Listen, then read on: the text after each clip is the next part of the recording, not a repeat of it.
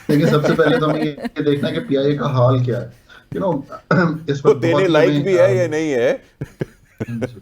सो अगर आप सिर्फ ये देखें कि 2013 से लेके 2023 तक तकरीबन 550 अरब का नुकसान किया है। ये ओ जो इस गॉड। वक्त ऑनगोइंग ईयर है 2023, इसमें half yearly loss is about 61 billion. Expected loss is 153 billion. 153 billion. So और मतलब ये बड़ा होगा ये भी बता देना कि डेट और लाइबिलिटीज उसकी जो है वो कई गुना है उसके एसेट्स के। हम्म। इट्स वक्त 34 प्लेन्स हैं आई थिंक टोटल, 15 ऑपरेशनल हैं बिकॉज लिक्विडिटी नहीं है उनके पास। फ्यूल ही बैंक्स भी नहीं है। फाइनेंस नहीं कर रहे, तो एक क्रंच है, इसलिए दे आर अनकंफर्टेबल। और वो भी मिडल कभी ईस्ट और किसी कनाडा दूसरे को एयरपोर्ट छोड़ पे के जाते हैं तो रोक लेते हैं। अभी कुछ पैसे दिए, फिर जहाज रिलीज हुए। सो अब आप बताइए कि क्या करना है। No really, I mean it is that simple.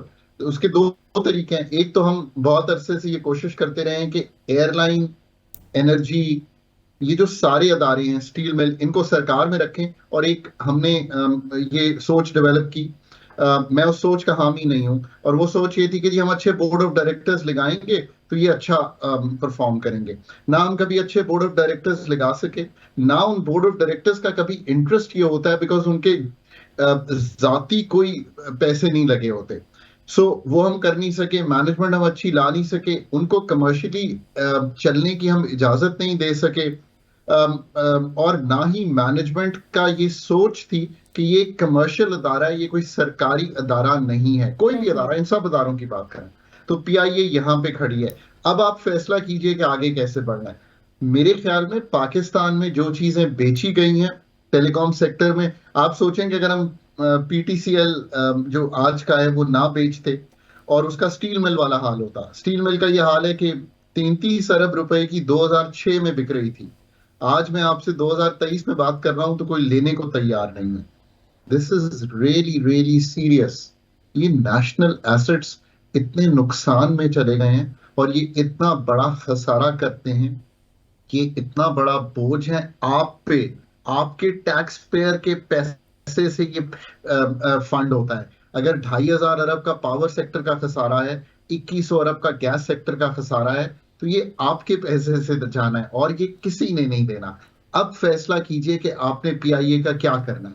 अगर आप आज भी समझते हैं कि कहीं से मैनेजमेंट लाके इसको चला सकते हैं, मैं तो बिल्कुल नहीं इससे एग्री करूंगा। आप हम्म। करके देख लीजिए। पर पीपल्स ये पार्टी बात कह अपनी रही है ये जगह अभी भी अपने किसी चहेते को दे रहे हैं। मैं तो चहेते पे ही फंसा हूं अभी तक। किसको दे रही है ये? तो ये बात आपकी दुरुस्त है कि प्राइवेटाइजेशन या उसका डाइवेस्टमेंट प्रोसेस जो है वो इतना शफाफ होना चाहिए, इतना नीट होना चाहिए। एसेट एवेल्युएशन इतनी ठीक होनी चाहिए। एसेट्स को महंगे दामों पे लाने के लिए जो क्लीन अप है वो इतना अच्छा होना चाहिए।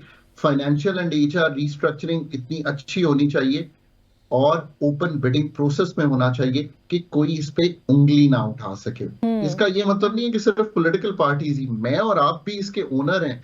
हम एज सिटीजन ऑफ पाकिस्तान हम भी कह सकते हैं कि ये चीज ठीक नहीं हुई। इसके लिए मैंने बारहा गुजारिश की है। आप प्राइवेटाइजेशन कमीशन की जो सकत है ना टू डू दिस, वो अगर बहुत बढ़ा देंगे, let's say you have really really smart credible professionals there, तो कभी भी उंगली नहीं उठेगी इस चीज पे।